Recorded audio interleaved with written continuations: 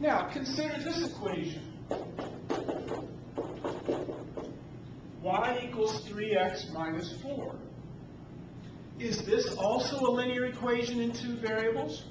It is an equation. There are two variables, x and y, and the exponent on each of those variables is 1. So yes, this is another example of a linear equation in two variables. It's written in a slightly different form. This form, both the x and y terms are on the same side of the equation, and the constant is on the other side. This is sometimes called the standard form of a linear equation in two variables. Here, the equation has been solved for y. Y is on one side with a coefficient of positive 1, and the x term and the constant are on the other side. This form is called the slope-intercept form, and we'll learn in another video why it's called that slope-intercept form. Could we come up with some solutions to this linear equation in two variables? Actually, when the equation is in this form, it's always easier to find solutions than when the equation is in standard form. If I simply pick some value to put in place of x, if I let x be 1, in order to have a solution, then y has to have whatever value this side becomes when x is 1. 3 times 1 is 3. 3 minus 4 is negative 1. When we let x be 1, this side becomes negative 1. So to be a solution, the left side would have to be negative 1, which forces y to be negative 1.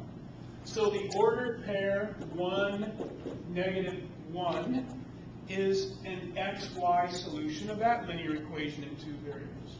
What if we let x be 2? 2 times 3 is 6. 6 minus 4 is 2. So if x is 2, y has to be 2 to make the left side the same as the right side becomes. What if we let x be 3? 3 times 3 is 9. 9 minus 4 is 5. So y would have to be 5. Since this side becomes 5 when x is given a value of 3, this side has to be 5 to be a solution. The only thing on this side is y, so y has to be 5 to make a solution to that linear equation in two variables. See how quickly we can find the solutions to a linear equation in two variables when it's in this form. Again, this is called the slope-intercept form, as opposed to when it's in the standard form.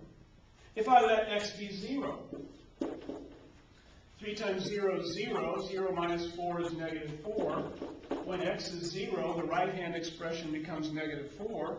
So y has to be negative 4, so that the left side would be the same, giving us a solution. Well, if we have an infinite number of solutions to these linear equations in two variables, what can we possibly do to express them? We could never list them all, because there would be an infinite number of them. We could never enumerate, as we've enumerated some here. We've listed 5 solutions here. We've listed 4 solutions there. We could never list them all. Mathematicians have chosen a technique for expressing the solutions to equations where the solutions are pairs of numbers and you have an infinite number of those solutions. And the technique that mathematicians use is called graphing.